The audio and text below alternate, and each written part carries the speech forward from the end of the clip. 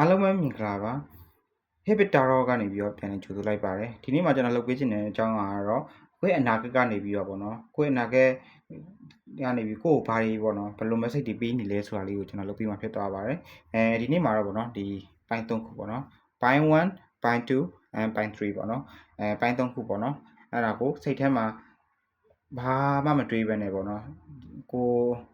စိတ်ကိုညှို့အားအကောင်းဆုံးကိုစိတ်ကိုပေါ့နော်ဆွဲဆောင်မှုအကောင်းဆုံးကတ်ကိုရေးချက်ပေးပါပိုင်း1လေးတွေအနေနဲ့ပေါ့နော်ဒီလက်ရှိချိန်တွေမှာကိုယ့်အနေနဲ့အခက်အခဲတွေရင်ဆိုင်နေရတာမျိုးရှိမယ်လက်ရှိမှာကိုလုပ်ချင်တဲ့အရာတွေဒီအရာနဲ့ပတ်သက်ပြီးတော့လည်းပေါ့နော်ပြောမယ်ဆိုရင်ပိတ်ဆို့နေတဲ့အတိုင်းအတာတွေတားဆီးရရှိနေရဆိုတဲ့အနေအထားမျိုးတွေ့ရတယ်ဒါနဲ့ပတ်သက်ပြီးတော့ပေါ့နော်ဒီနာကကနေဘာပြောထားလဲပေါ့နော်ပြောထားတဲ့ခါမှာတော့သူကတော့ဒီအခက်အခဲတွေကပေါ့နော်ကိုယ့်ကိုပေါ့နော်ရက်တန့်စေဖို့အတွက်မဟုတ်ဘူးဆိုတဲ့ပုံစံမျိုးပြောထားတယ်ရက်တန့်စေဖို့မဟုတ်ဘူးဒီအရာတွေကိုကြော်လာပြီးရင်ကိုယ့်တက်ပေါ့နော်ကောင်းခြင်းတွေအများကြီးရှိမယ်ဒီအရာတွေကြော်လာပြီးရင်ကိုယ့်တက်ဆုလက်တွေရှိမယ်ဒီလိုအနေအထားမျိုးကိုပြောထားတယ်ပေါ့နော်ဒီမှာတော့ကတ်ကတော့ပေါ့နော်ဒီ7 ကတ်ဖြစ်တဲ့အတွက်ပေါ့နော်ပြောမယ်ဆိုရင်ဒီအများအားဖြင့်ပေါ့ lucky 7လို့ခေါ်ကြတယ်ဒါပေမဲ့တကယ်ပြောရင်7ဆိုတဲ့နံပါတ်ကတော့ lucky ဖြစ်တာတော့မဟုတ်ဘူးသူကဘယ်လိုပုံစံမျိုးကိုဖော်ပြလဲဆိုရင်တော့အခက်အခဲတစ်ခုကိုရည်ညွှန်းတယ်ဒါပေမဲ့အဲ့အခက်အခဲကိုအကောင်းဆုံးကြော်ဖြတ်နိုင်သွားတဲ့အခါမှာရလာတဲ့ပြောမယ်ဆိုရင်ဒီ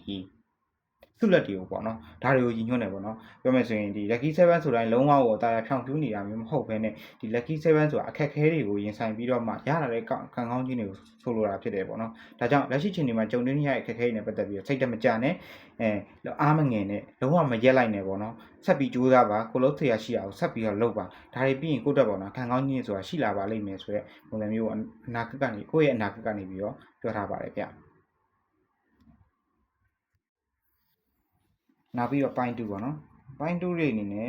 ့ပိုင်း2လေးကိုတော့ဗာပြောထားလဲဆိုလက်ရှိချိန်ဒီမှာပေါ့နော်ကိုယ်ကအပူပင်နေတောကတွေကြားထဲမှာပိတ်လောင်နေတဲ့သူလို့ပို့ပြီးတော့တွေ့ရတယ်ပေါ့နော်သူကိုယ်တိုင်ကလည်းဘာပြောထားလဲဆိုရင်မင်းအနေနဲ့ပေါ့နော်ကိုယ့်ရဲ့အတွေးတွေကြားထဲမှာလည်းပိတ်မိနေဖို့တော့မသင့်ဘူးပေါ့နော်ကိုယ့်ရဲ့အတွေးတွေကနေပြီးကိုယ်တိုင်ရုံထွက်ပါဒီလိုမှမဟုတ်ဘဲဆိုရင်ကိုယ်တိုင်ကကိုယ့်ကိုယ်ပြန်ပြီးအချင်းချတဲ့သူဖြစ်နေတတ်တယ်တကယ်ကိုယ့်ရဲ့ပေါ့နော်ပြဿနာကကိုယ်တိုင်ဖြစ်နေတတ်တယ်ပေါ့နော်ဒါကြောင့်လက်ရှိချိန်ဒီမှာကိုယ်အနေနဲ့လိုအပ်တာကိုယ့်ရဲ့အတွေးတွေကိုရပ်တန့်မယ်ကိုယ့်ရဲ့ပေါ့နော်အပူပင်တောကတွေကိုယ်ခေါင်းထဲမှာဖြစ်နေတဲ့အရာတွေအားလုံးကိုဖယ်ရှားပြမယ်ဖယ်ရှားပြီးတော့ပေါ့ကိုယ်ရဲ့မျက်လုံးတွေပြန်ပြီးဖွင့်မယ်ကိုယ့်ရဲ့ပတ်ဝန်းကျင်ကိုယ့်ရဲ့ဘေးပတ်ပတ်လေကိုပေါ့နော်ကြည့်ဖို့လိုအပ်တယ်ဒီအရာတွေမှာကိုယ့်တက်ပေါ့နော်ကောင်းမွန်တဲ့အရာတွေရှိမယ်ကိုယ့်တက်ပေါ့နော်ကိုထင်သားသလောက်မဆိုးတဲ့အရာတွေရှိမယ်ပေါ့နော်ဒါတွေကိုလိုက်ရှာစေခြင်းနဲ့ပုံစံမျိုးကိုဒီအနာဂတ်ကနေပြောထားတယ်ပေါ့နော်ဒါကြောင့်လက်ရှိချိန်တွေမှာအရန်ကိုဆွဲရင်ပူပန်နေတဲ့သူတွေအတွေးအရန်များနေတဲ့သူတွေကိုယ့်ရဲ့အတွေးကြားမှာပဲပေါ့နော်ပိတ်လောင်နေတဲ့သူတွေတက်ကတော့ဒီအရာတွေကိုပေါ့နော်အမြန်ဆုံးအဆုံးသတ်လိုက်ဖို့တော့အနာဂတ်ကလူကတော့ပေါ့နော်ကိုယ်အကြံပေးထားပါတယ်ဗျပိုင်း3ပေါ့နော်ပိုင်း3ကြတော့ဘာပြောထားလဲဆိုတော့ပိုင်း3အနေနဲ့လက်ရှိချိန်နေမှာပေါ့နော်တော်တော်လေးကိုပြင်းပြင်းထန်ထန်ချိန်နေခံစားနေရမျိုးရှိတွေ့ရတယ်physically mentally နှစ်ခုလုံးမှာပေါ့နော်တော်တော်အခြေအနေစိုးစိုးဝါးလေးကြုံနေရမျိုးရှိတတ်တယ်လို့တော့တွေ့ရတယ်ကိုယ့်ကိုတိုက်ခိုက်နေတဲ့ဘေးလူတွေပတ်ဝန်းကျင်တွေနောက်ပြီးတော့ကိုယ့်ရဲ့အနီးနားသူတွေပေါ့နော်ဒီလူတွေကြောင့်ကိုယ်ကစိတ်တက်ကြနေရတယ်စိတ်ညစ်နေရတယ်ကိုယ်လက်ရှိချိန်မှာလည်းပေါ့နော်ဘာပဲလုပ်ပြောမယ်ဆိုရင်အနောက်ချက်တွေအမြဲပါတာတွေလုံးဝပေါ့နော် struggling ပေါ့အရင်ရုန်းကန်နေရတာမျိုးတွေဖြစ်နေတတ်တယ်ပေါ့နော်ဒါနဲ့ပတ်သက်ပြီးတော့အနာဂတ်ကသူကဘာပြောထားလဲဆိုတော့လက်ရှိချိန်ကြီးကပေါ့နော်ကိုယ့်အတွက်ပြောမယ်ဆိုရင်အပြောင်းလဲတစ်ခုမဖြစ်ခင်အချိန်ကာလတစ်ခုလို့ပို့ပြီးပြောထားတယ်ဒီအခက်အခဲတွေဒီပြဿနာတွေဒီရုန်းကန်နေရတဲ့အရာတွေကပေါ့နော်ကိုယ့်ကိုပေါ့နော်နောက်တစ်ချိန်မှာလုံးဝကိုပုံစံအသစ်တစ်ခုပြောင်းသွားစေဖို့အတွက်ပေါ့နော်ရည်ညွှန်းတဲ့ပုံစံမျိုးကိုပြောထားတယ်ဒီအချိန်ကြီးကပေါ့နော်ပြောမယ်ဆိုရင်ဒီပြန်ပြီးတော့ပေါ့နော်ကိုယ့်ရဲ့ပုံစံအသစ်မဖြစ်လာခင်အချိန်မှာကိုယ့်ကိုလုံးဝကိုပြောမယ်ဆိုရင်ဒုက္ခပေးနေမဲ့အခြေအနေမျိုးပေါ့နော်ပြောမယ်ဆိုရင်ကြောင်းပြီးသွေးတစ်ခုက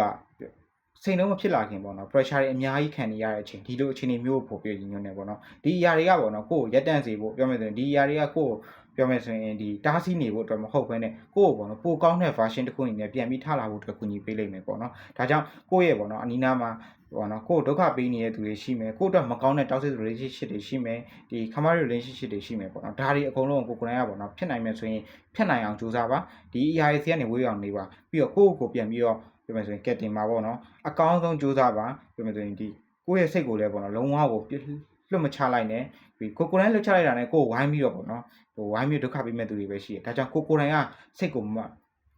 ်ကိုတင်းထားပါပေါ့နော်ဒါတွေမှသာလျှင်ဒီအခက်အခဲတွေကိုရင်ဆိုင်ကျော်ဖြတ်နိုင်ပါလိမ့်မယ်ဒီဒါပြီးရင်ပေါ့ကိုယ့်အတွက်ကောင်းမွန်ဆုံးကိုယ့်ရဲ့အကောင်းဆုံး version ကိုကိုယ်တိုင်ရလာလိမ့်မယ်လို့တော့ဒီအနာဂတ်ကသူကကိုယ့်အကြံပေးထားပါတယ်ဗျကဲဒါလေးရပေါ့နော်ဒီနေ့ရပေါ့နော်ဒီ pick ပိုင်း reading လေးဖြစ်ပါတယ်ဗျ